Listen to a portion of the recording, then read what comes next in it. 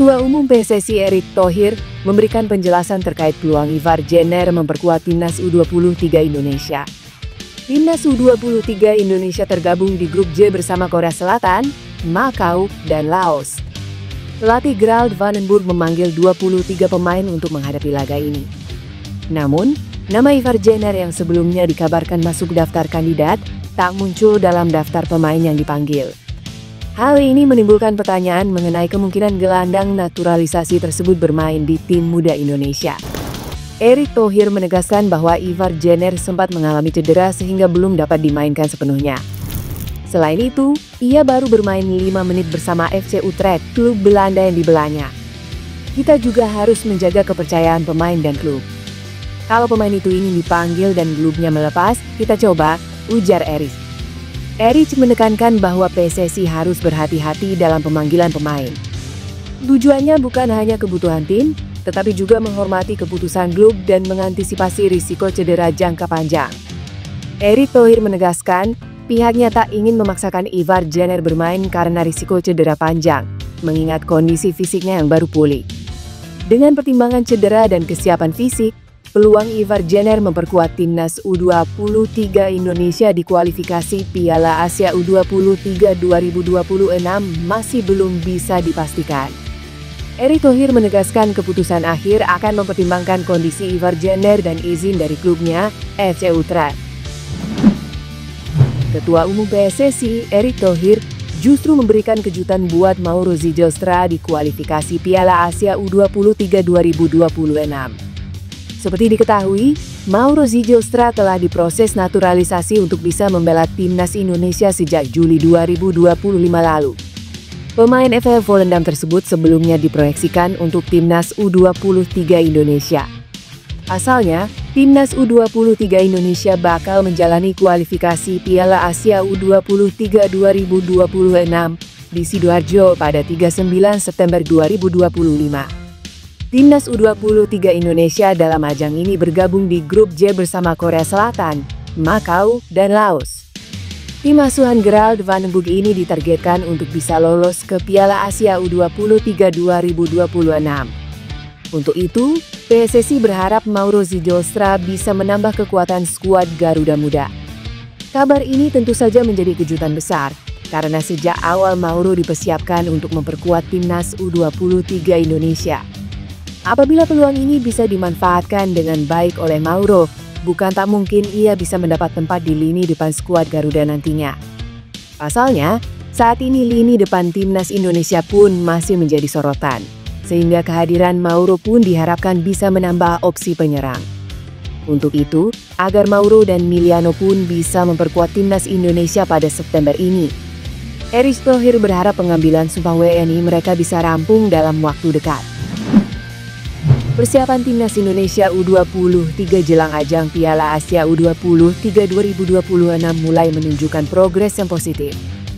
Gerald van den Burg, pelatih asal Belanda yang saat ini menjabat sebagai pelatih kepala Timnas Indonesia U23, secara aktif mulai menyusun kerangka tim sekaligus memantau talenta potensial, baik dari dalam negeri maupun diaspora. Gerald van den Burg sebelumnya dikenal sebagai asisten pelatih di Timnas Indonesia Senior, namun kini ditugaskan khusus oleh PSSI untuk fokus dalam pengembangan skuad muda, termasuk U20 dan U17.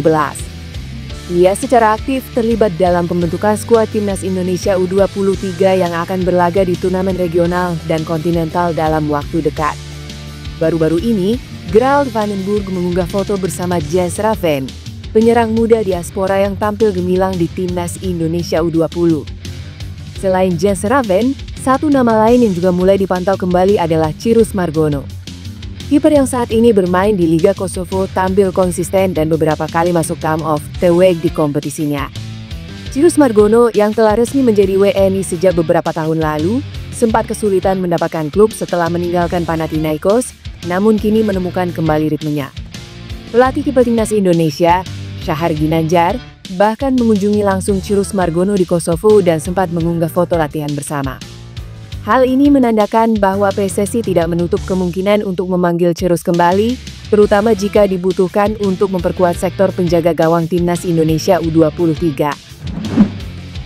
Ada juga Dion Marex dan Tim Gaypens, dua pemain diaspora yang sudah berstatus WNI dan aktif bermain di tim senior klub masing-masing di Belanda.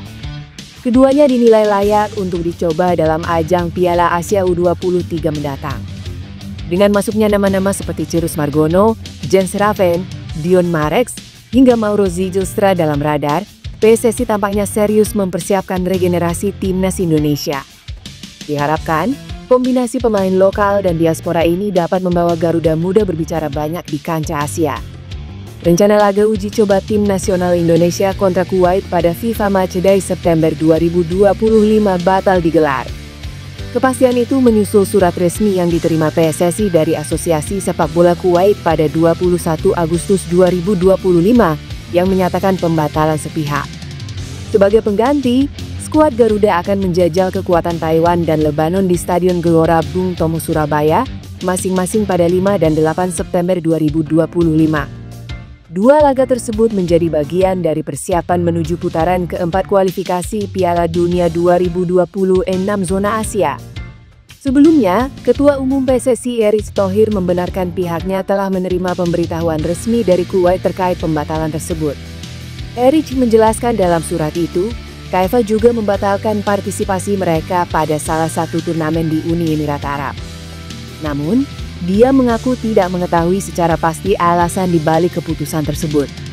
Tim asuhan Patrick Kluivert kini bersiap menghadapi Lebanon pada 8 September 2025. Uji coba internasional itu akan menjadi pemanasan penting sebelum berjumpa Irak dan Arab Saudi di kualifikasi Piala Dunia pada Oktober 2025. Emiliano Jonathans memastikan diri untuk membela timnas Indonesia. Dirinya sudah mendapatkan persetujuan proses perpindahan kewarganegaraan. Pemain FC Utrecht, klub anggota Liga Eredivisie ini membeberkan alasannya.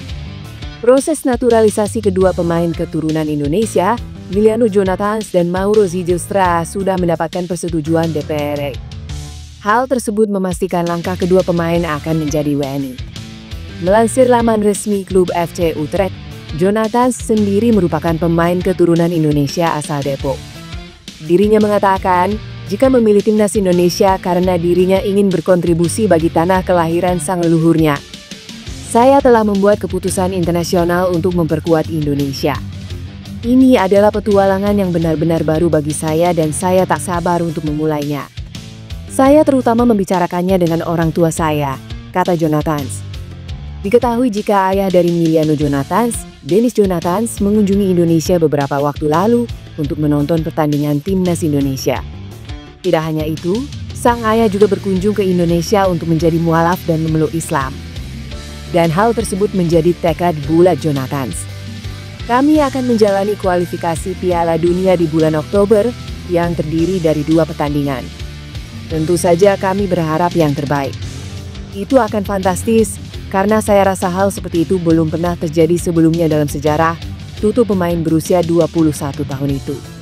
Kabar mengejutkan datang dari pemain timnas Indonesia, Calvin Verdon yang tengah didekati klub Prancis, Los Lille. Kini, semua tergantung NEC Nijmegen apakah mau melepas Verdon atau tidak.